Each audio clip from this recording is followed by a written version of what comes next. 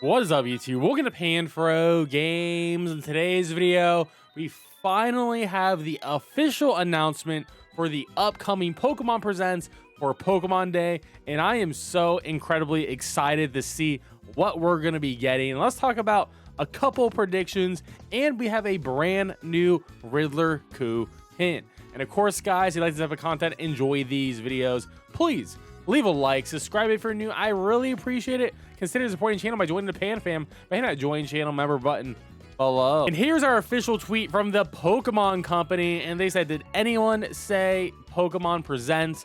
Tune into our official YouTube channel at 6 a.m. Pacific, which is 9 a.m. Eastern, on February 27th to view exciting Pokemon news and celebration of Pokemon Day 2024.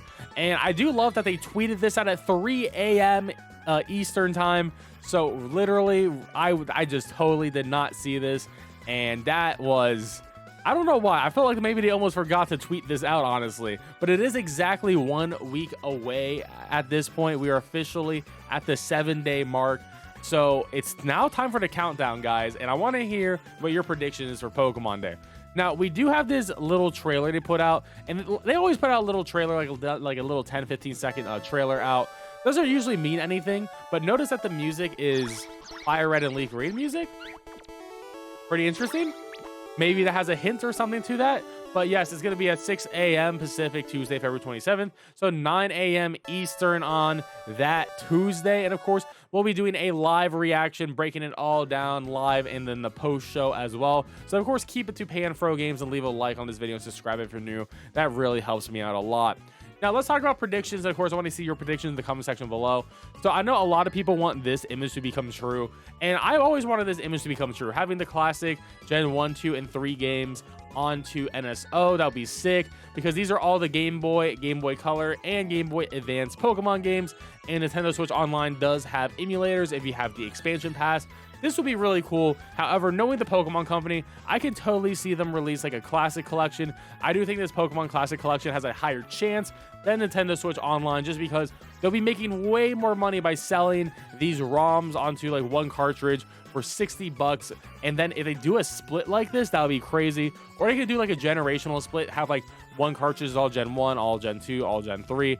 That would be really cool. And the only thing I would really want from that would be Pokemon Home support, but that might be asking too much from Game Freak at this point. But in general, I would love to be able to play classic Pokemon games. It would be really cool to play them on like native hardware and still instead of having to rely on emulators. That'd be really cool to have to do that every now and then. So I'll be excited to see if they could do something like that. Now, Riddler Khu did tweet out this image, and this image is literally what you see. It looks like a digital 8, like a digital clock 8, and then you see 2 little dots above it. And this is all he put out. And there's really nothing else to like make up about this. Like, what else could I say? There's not too much going on. I mean, it's an 8. There's 2 dots. I wonder, like, people say 2 dots, Gen 2. So, like, what is the 8 gonna be, right? Like, it could be, I mean, I saw this on a Ruffled Rowlet here. Like, maybe it's a 2 and a 5 combined, and that makes the 8. But so Gen 2 and Gen 5 games, and then there's like the little dots right here. So that could be like 2 Pokemon games. There's gonna be a Gen 2 Pokemon game and a Gen 5 Pokemon game.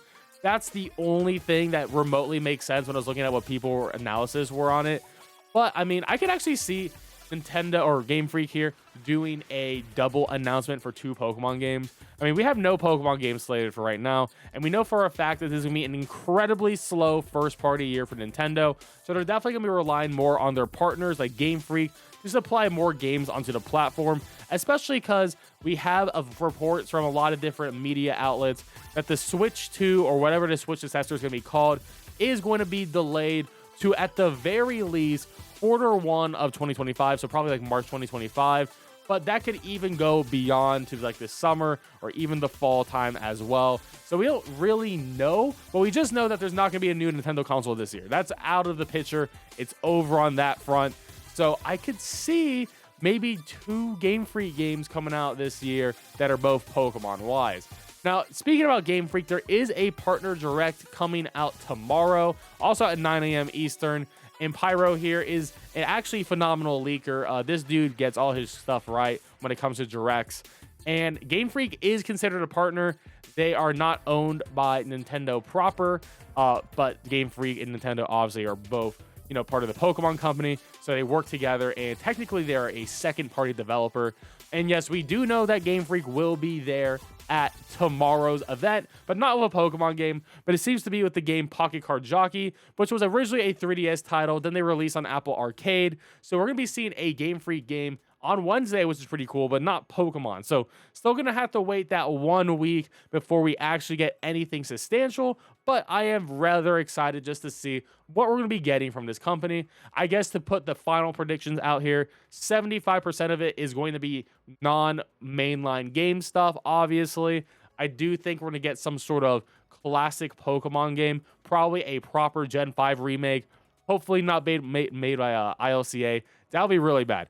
But that would be the worst case scenario in ILCA Gen 5 game. But hey, I can see it happening. I just hope we get a Gen 5 remakes for Black and White 1 and Black and White 2, or do a bundle to combine them.